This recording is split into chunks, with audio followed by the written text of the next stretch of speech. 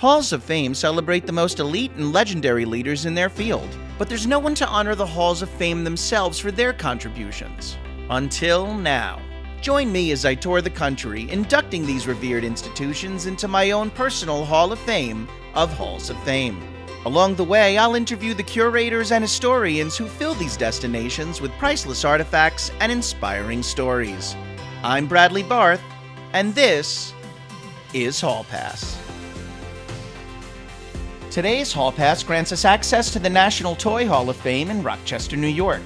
Founded in 1998 by a children's museum in Oregon, the hall was acquired by the Strong National Museum of Play in 2002. New inductees are added each November, and as of this interview, the hall has enshrined 77 toys, a whimsical mix of dolls, board and card games, electronics, and products used for building, riding, creating, playing make-believe, and everything in between. Today, I've made a playdate with Christopher Bensch, Vice President for Collections at the Strong. We'll talk about our own favorite childhood toys, which toys would make the best and worst plots for movies, and how a transformer actually helped one museum patron propose to his girlfriend. Chris, thanks for being here today. I got a chance to fully explore the museum and the Hall of Fame yesterday, and not that I ever really grew up, but just going through the hallways made me want to be a kid again and go rummage through my parents' garage and basement and see what old toys of mine I could dig up. It made me feel very nostalgic. So I've owned a lot of the iconic toys that are on display here that have made it onto the short list for the Hall of Fame.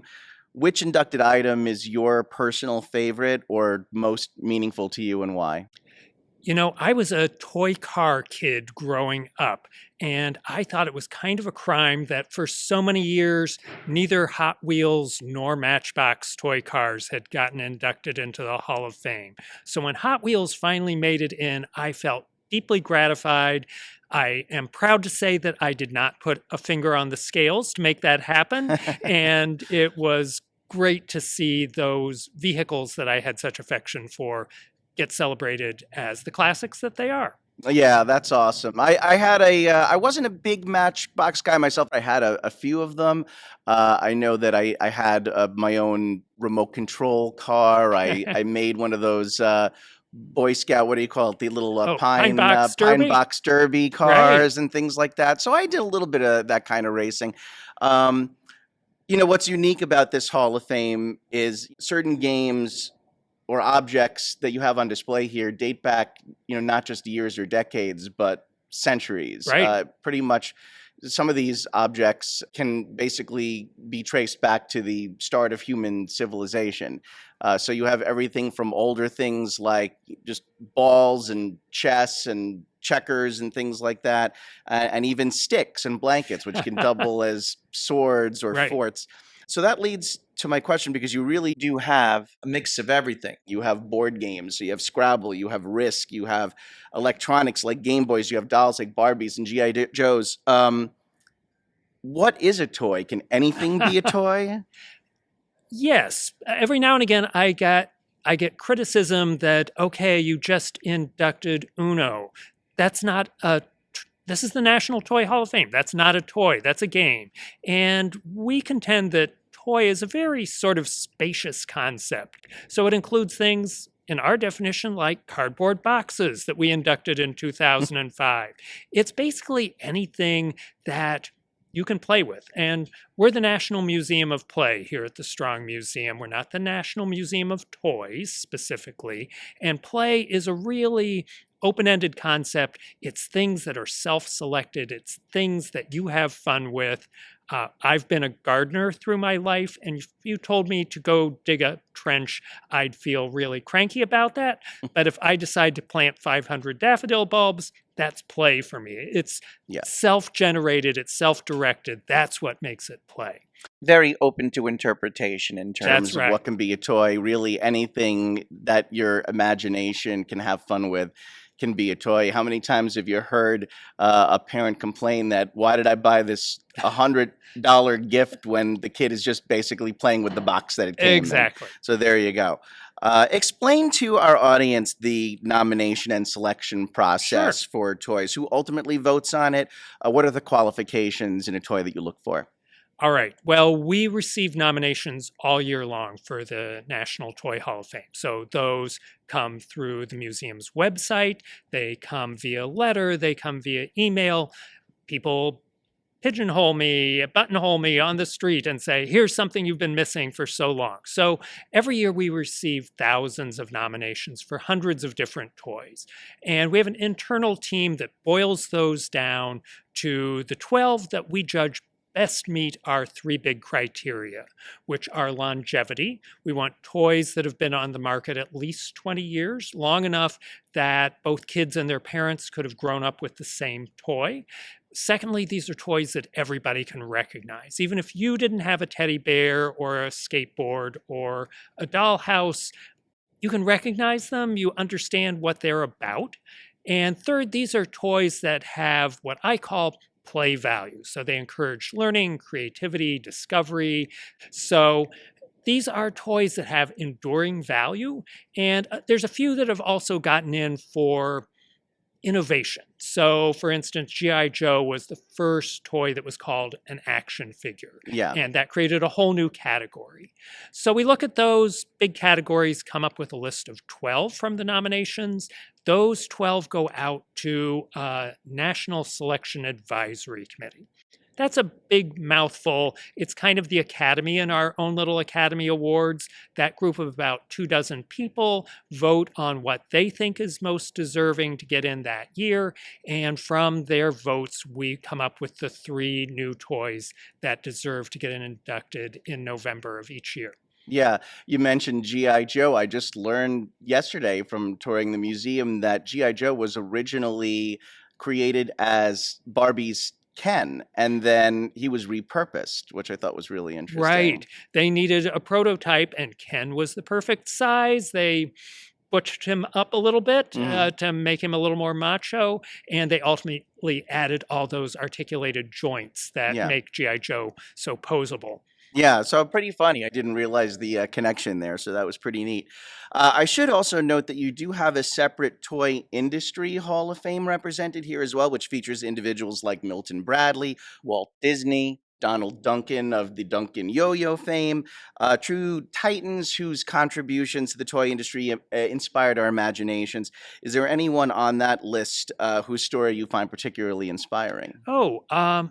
One of the new inductees who will be added to the Toy Industry Hall of Fame in September of 2023 is John Lloyd Wright. And we all probably know architect Frank Lloyd Wright. This is his son, John Lloyd Wright, who, when he was observing his father building the Imperial Hotel in Japan in the early part of the 20th century, to have earthquake proof design. It was designed with pieces that sort of interlocked and notched over each other. And that made John Lloyd Wright think of the frontier design of notched log cabins that he knew of. And he came back home to Illinois from Japan, and in the early teens of the 20th century, started making Lincoln logs. And that is a product that is still with us to today. Yeah, so everybody can be a builder thanks to John Lloyd Wright. You know, throughout the museum, you have a very nostalgic collection of toys and game artifacts that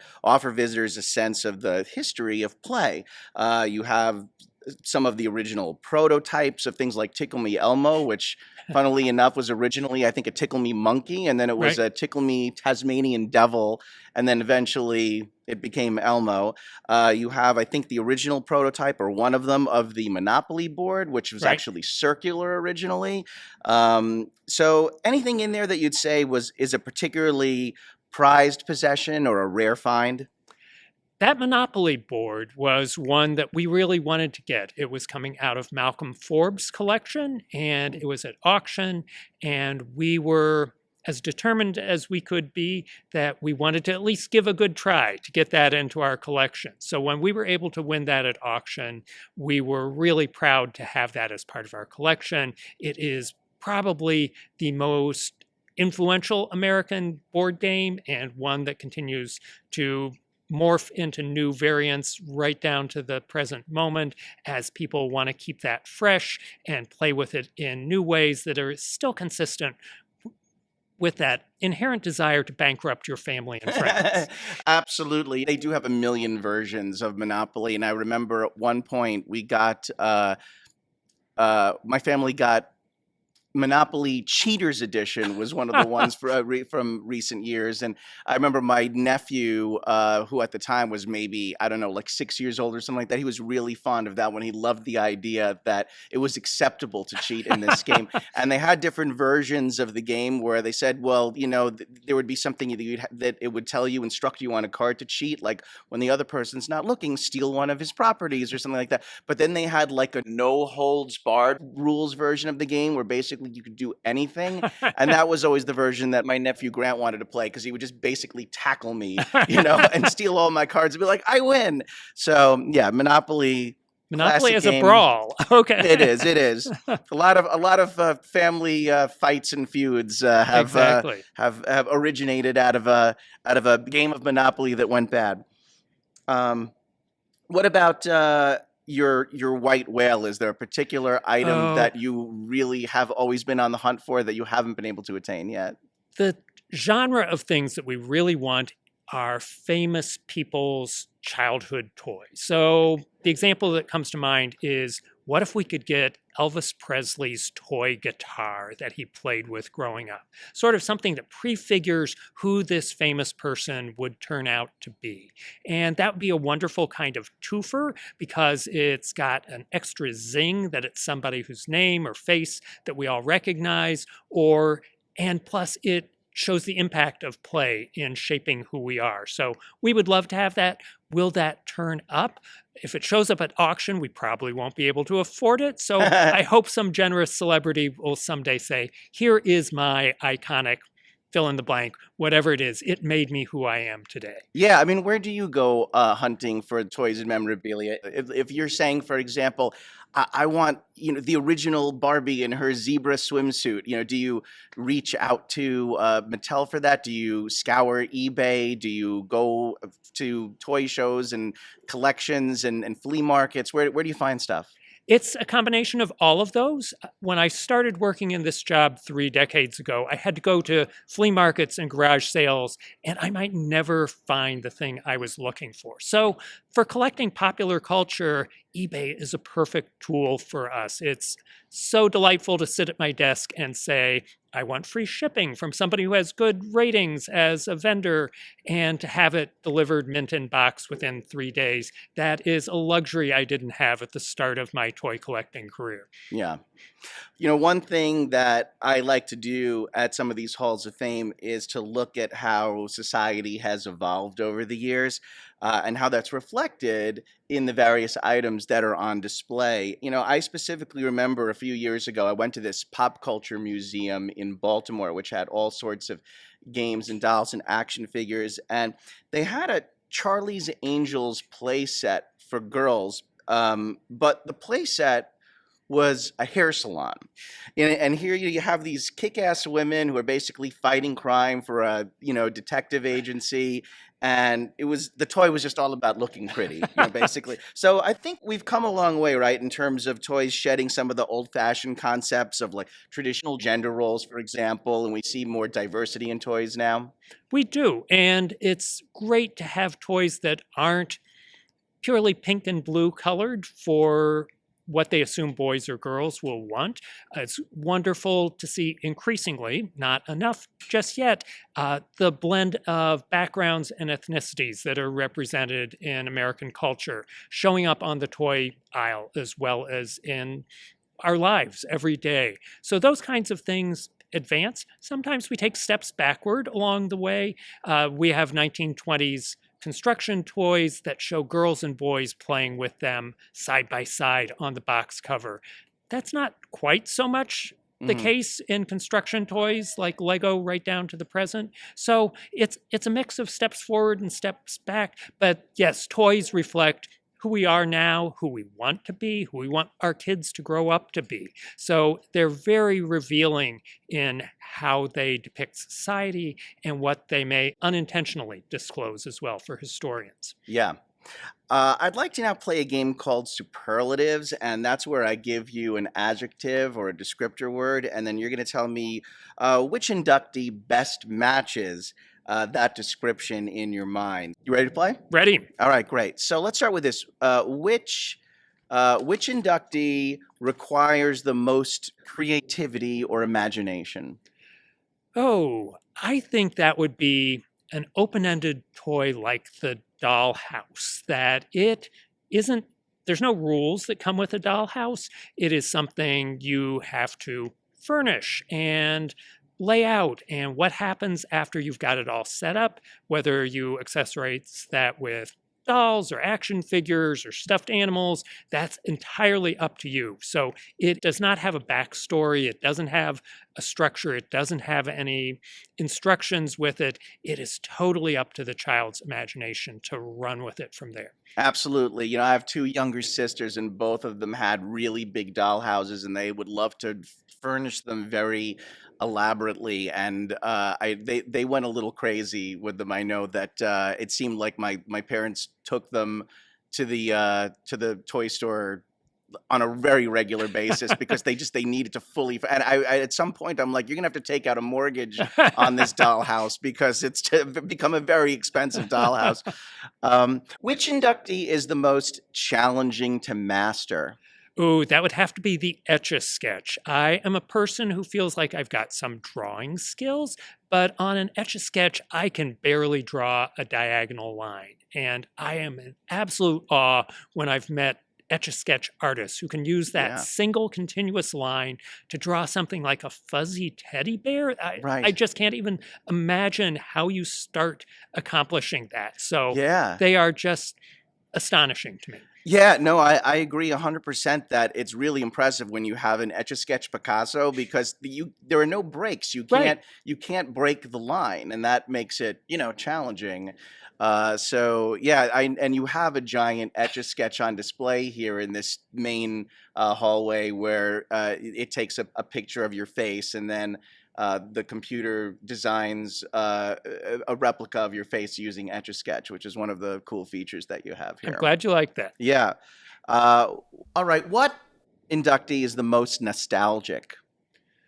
Oh, I think one of the ones that people get the most sort of emotional about is probably the teddy bear. That's that comfort toy from many of our childhoods that is something that even when it gets old and ratty, you can't really throw it away. And it's too important maybe even to hand it down to your kids or your grandkids. It is something that has a lot of personal emotion invested in it. So that's one that people kind of want to curl up with, no matter what their age. It's funny, too, because the teddy bear is something that you think instinctually has been around forever, but really the notion of the teddy bear has really only been around for maybe a little over 100 years because it was associated with Teddy Roosevelt and his refusal to shoot a helpless bear while out in nature, and because of the compassion he showed to the bear, they called it Teddy's Bear, right? When they started making teddy dolls, and became really popular, a bestseller. Right. So yes, a century is all. It seems like it's been with us forever. Which inductee is the geekiest? Well, it depends on your geek definition, but that might go to jigsaw puzzles because people go deep down the jigsaw puzzle rabbit hole.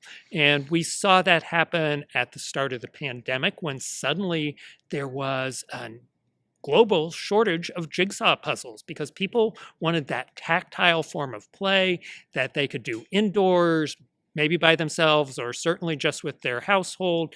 And that is something that people really could dive deep into, whether that's the 1,000-piece puzzle, the 5,000-piece puzzle, the puzzle that's all a single solid color, no illustration on it at all, or some of the horrible ones that I've seen, to my definition, that have a picture on both sides, so that you've got to sort that out to begin with. So that can really get pretty geeky if you choose. Yeah, absolutely. Are you a big puzzle guy?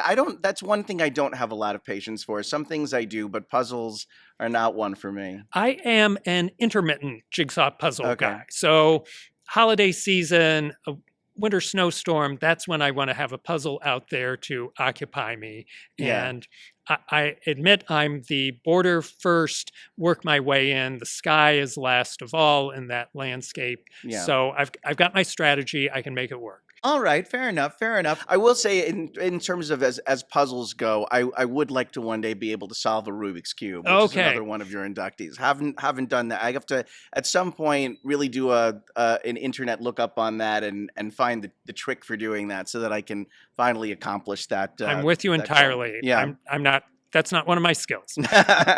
So one more superlative for you. I wanted to ask which inductee is the most versatile. Oh, one of the ones that strikes me as most versatile is the deck of 52 playing cards. I would contend that it was the original handheld playing device with a deck of cards in your pocket or your bag. You have umpteen different ways that you can entertain yourself, whether that's solitaire all on your own, whether it's a two-person game like Gin Rummy, or whether it's something bigger with 4 or even more. There are so many different games inherent in a deck of cards that it can do a lot of different things. And when you're tired of the deck of cards, you can use a clothespin and attach cards to the spokes of your bicycle and make it sound like a motor. You name it. Cards have got a lot of things in their favor. Yeah, no, absolutely.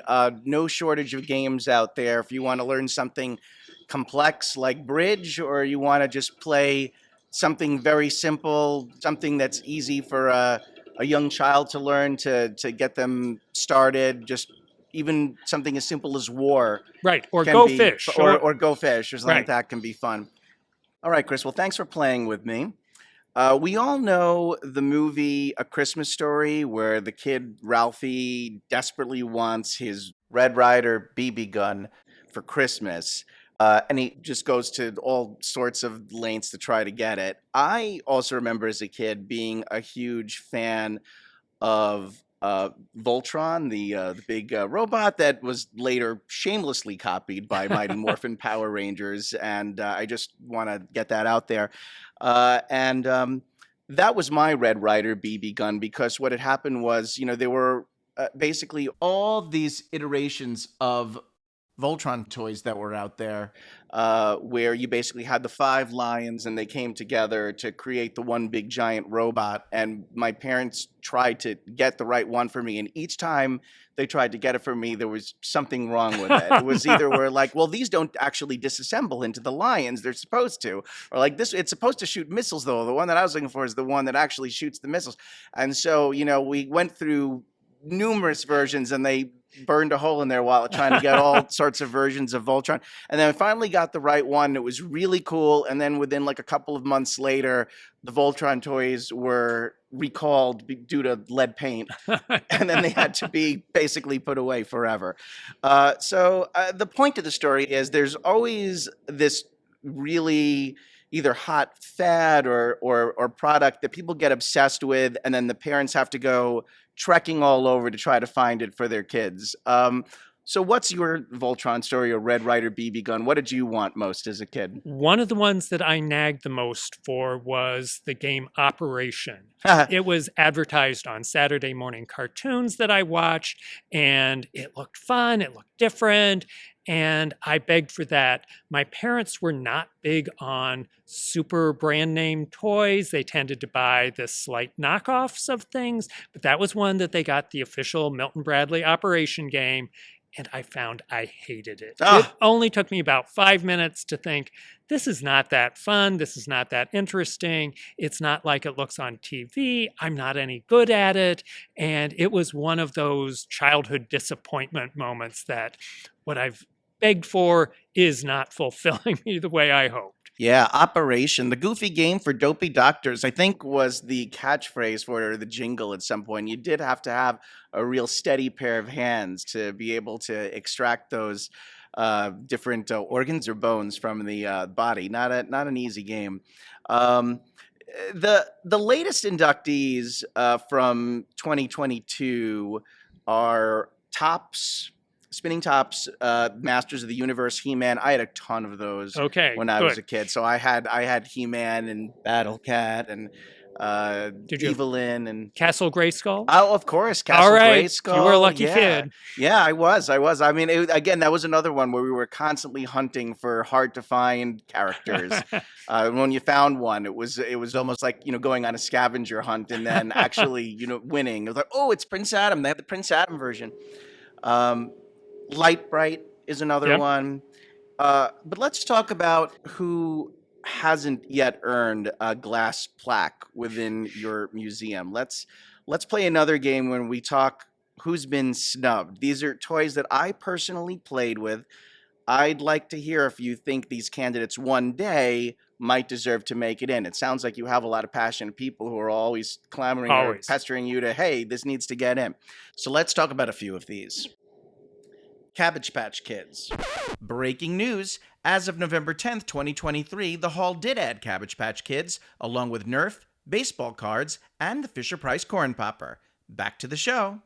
A huge craze behind this. At one point, they even had the Babyland General that you could Right. go to and see them born out of the Cabbage Patch, and you could name them and adopt them, and you had parents basically running over each other in the store aisles to scoop those up.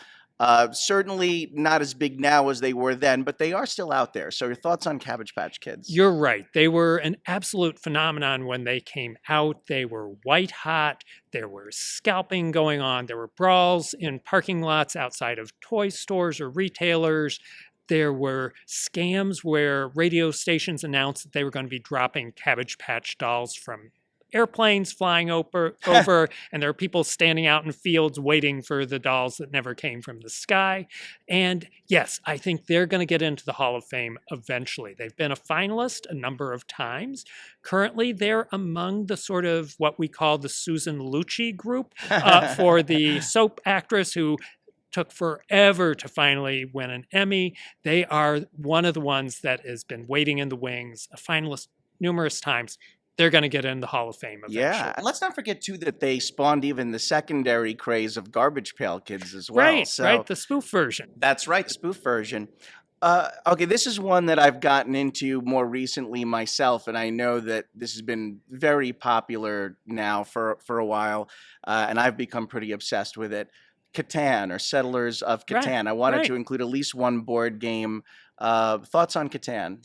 Catan was a finalist, I think, a year or two ago, and it was the first time it had been a finalist. It had been around long enough and had enough critical mass behind it.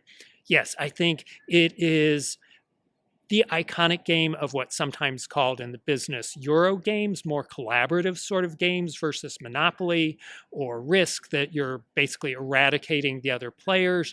And I think it is going to make it in the Hall of Fame. It has laid the groundwork for a lot of folks, a resurgence of tabletop gaming as a social occupation, something that grown-ups as well as kids like to do. So it's a really important game, one that was a breakthrough in the marketplace, and it definitely deserves a place in the Hall of Fame. Yeah, and I can attest to the fact that Catan is another one of those games which can sometimes result in some hard feelings between players, depending on who you're playing with and who's trying to screw the other person over. I'll trade my sheep for you, but not for you. But Catan, great game and very replayable in the fact that you can reconfigure the board every time, which I think is, an important thing, replayability. Color forms. Oh, yeah. That was a toy that I grew up with, and the very first color form set was purely geometric. It was squares and triangles and circles. It was very much sort of Museum of Modern Art looking, and it was something that then has gone a million licensed directions since then. So whatever character you love from comic books or cartoons, you can have that as color forms. And it was a pretty basic concept behind it. It was sort of a spring off of things like paper dolls, but with that clingable factor that you could reconfigure them so many different ways. I think they would be a great inductee to the National Toy Hall of Fame. And they always had all the different backdrops that you could place the color forms on. And even though they were always fixed in one position, again, if you had imagination, they could still go on all sorts of adventures Right. in your mind. Um, Transformers, this is kind of a funny one in my mind because, well, the Transformers is another good example of a toy franchise where they did a really good job of using TV and cartoons and comics, much like He-Man and Masters of the Right. Universe, to help sell their toy line. I bet on the wrong horse. I started collecting GoBots, and then that went away real fast. And then I never personally got too heavily into Transformers myself.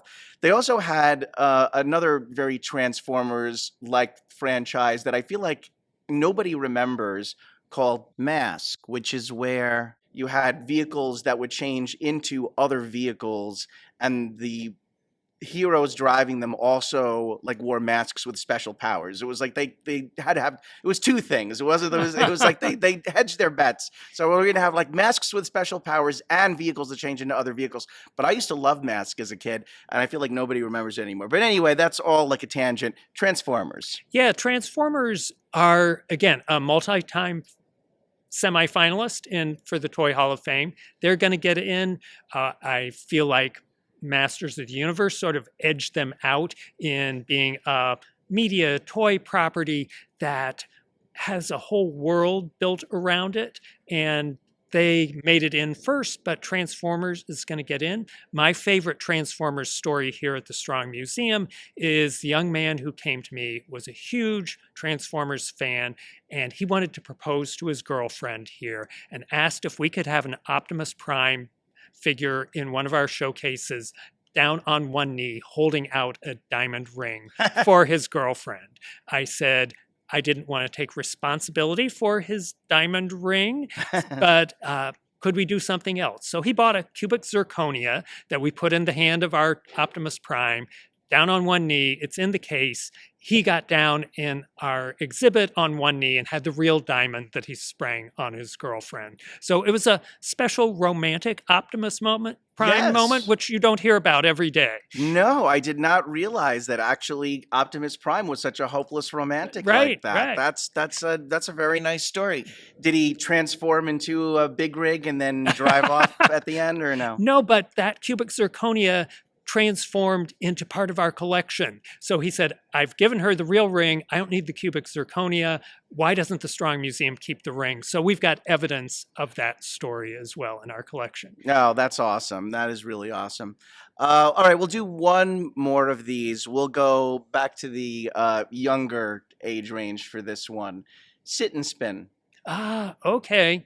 You know, that hasn't come up as much as some of the other ones, but as far as kind of a toddler toy, an activity toy, that's a great one to remember. And there are toys for that age bracket. I hear perpetually from one set of Rochester area DJs about the crime that it is that the Fisher-Price corn popper has not made it into the Hall of Fame. So people do get particularly attached to some of those younger age toys. And sure, you need to get a little grassroots campaign to get Sit and Spin into the Hall of Fame. Yeah, all right. Things coming to life here a little bit in the museum as we speak. Things are turning on. So if you're hearing any all of a sudden strange electronic noises in the background, it's just the magic of the Toy Hall of Fame. So we're going to get a few sound effects here and there. But there you go, Sit and Spin. There were a lot of young kids' toys with those illiterate S&S names. You had Sit and Spin, you had See and Say, where the dial would go around with the different animals. The cow says moo, and you had Speak and Spell. Right. So you had a bunch of those. Well, speaking of all of the whirligigs and doodads that are making all sorts of wacky noises here now, there are some really fun and imaginative interactive displays here in the museum, both in this grand lobby area where you showcase the Hall of Fame inductees, and then also in your Hasbro game park, an outdoor play garden area featuring all these larger than life game pieces from different Hasbro brands. So I did mention the Etch-a-Sketch as one example earlier. You also have a big Jenga tower over your shoulder with a Mr. Potato Head whose body parts you can control up there. So just tell our listeners about some of the immersive exhibits that they can expect to find here. We couldn't be the museum of play without letting people actually play. And we have always felt that it needs to be somehow have value added. This can't just be you drawing with crayons, even though Crayola crayons are in the National Toy Hall of Fame. So we have a crayon piano that lets you use light and sound to play music, for instance, and you feel like you are in the midst of the game. You're not just playing the game. You're immersed in it. And we really want that sensation that you are having the best qualities of play, that you're engaged with other people. We haven't done a lot in the museum with, for instance, cell phone tours, because we want people playing with each other, talking with each other, having an experience. We don't want them doing what all of us do a little more than we might like, is spend our lives looking at our phone screen. So we try to give engaging ways that whether you're a kid, whether you're an adult, whether you're a multi-generational group, you're going to want to dive into play together. And we have grown-up only nights here at the museum. 3 times a year, we call them Happiest Hour. We have adult beverages, but it's great that you don't have to feel like you're shoving a 6-year-old out of the way to play at the Strong National Museum of Play. You can be a kid again. You can really revert to some of the things that are core to all of us. So play isn't something that's defined as ending at any point in anyone's life. We hope that it just keeps on going, and we give you reasons to remember that play is important for all of us. Absolutely. There's no age limit, whether you want to collect the toys and have a big collection at your house, or you want to rip them open and you don't care about mint condition and you just want to play with this stuff. It's great that the adults get a chance to get hands-on with this stuff too. You do also have an oversized Magic 8 ball, and I did get to play with that yesterday. I asked whether this particular podcast would be a success, and I did get the answer. It is decidedly so. So Good. That's very good news, and so a good omen for this podcast today. So I also want to talk a little bit about Barbie, because it is a huge summer blockbuster in a year that also features a movie with Nintendo's flagship property, Mario Brothers. We also know that the Lego movie was great, Masters of the Universe, even Clue, right? As a cult classic from the 80s that people like. What toy or game would you most like to see somebody make a movie out of that they haven't yet? Wow, I hadn't really thought about that. There's a few of them that I hear about movie treatments being made for Rock'em Sock'em robots, and I have to think, where are they going to go with that? Some of them don't seem like they have enough depth or layers to do that, but maybe with a really creative scriptwriter, a really insightful director, who knew that Barbie would have the layers, the grown-up appeal that it has turned out to have. Yeah. That I think with the right amount of imagination and playfulness, there are probably possibilities that I'm not foreseeing at the moment. But I'm not going to bet against any of them, given what we've experienced in recent years, and certainly this summer. Yeah, Rock'em Sock'em Robots. There was a movie with Hugh Jackman a few years ago where they constructed robots that were supposed to basically box or fight or battle each other. So I feel like that was the Rock'em Sock'em robot movie already that came out. Is there one? What would be the most ridiculous game to make into a movie? Let's see, the most ridiculous game to make into a movie would probably be Twister. It would be hard to know what's going to really happen. What's going to be the plot driver that gets me through the Twister movie? So you don't see Liam Neeson in a real serious role here being like, we're going to have to twist now. That have a would particular have a set of different skills, and yeah. twisting is one of them. Right. The bomb will go off Right, if foot it's not red. yellow foot on that spot. So, That's a good one. That's a good. I'm going to say Hungry Hungry Hippos ooh, okay. would be a pretty stupid movie. It's like Jurassic Park, but bloatier or something. Let's take a couple of minutes to talk about the Toy Hall of Fame's affiliation with the Strong Museum of Play. The reason this is all in Rochester in the first place, I believe, is due to local area native Margaret Woodbury Strong, who was an avid collector of toys and dolls. Tell me a little bit about how her collection inspired all of this. Sure. Margaret Strong had the fortune to be the only child of wealthy parents, a really good gig if you can arrange it for your life. And she came from a family of toy collectors, of antiquities collectors, and she was able to go deep in that. She had a massive amount of money, she had a big house, she had a lot of time on her hands, and she built this enormous collection and left her estate to benefit the museum. And that is why toys and dolls are featured here at the Strong National Museum of Play. Rochester was not a center of the world of toy or doll or game production, but it was her foresight, her generosity that allowed us to have this building that occupies more than a city block and draws more than 500,000 people to the museum every year. So we're very grateful for what she started for us. What goes on during induction week here? Any special ceremonies? We do have an induction ceremony on the Thursday in November when we bring new toys into the Hall of Fame. We've done that a number of different ways over the years. We've had very theatrical presentations.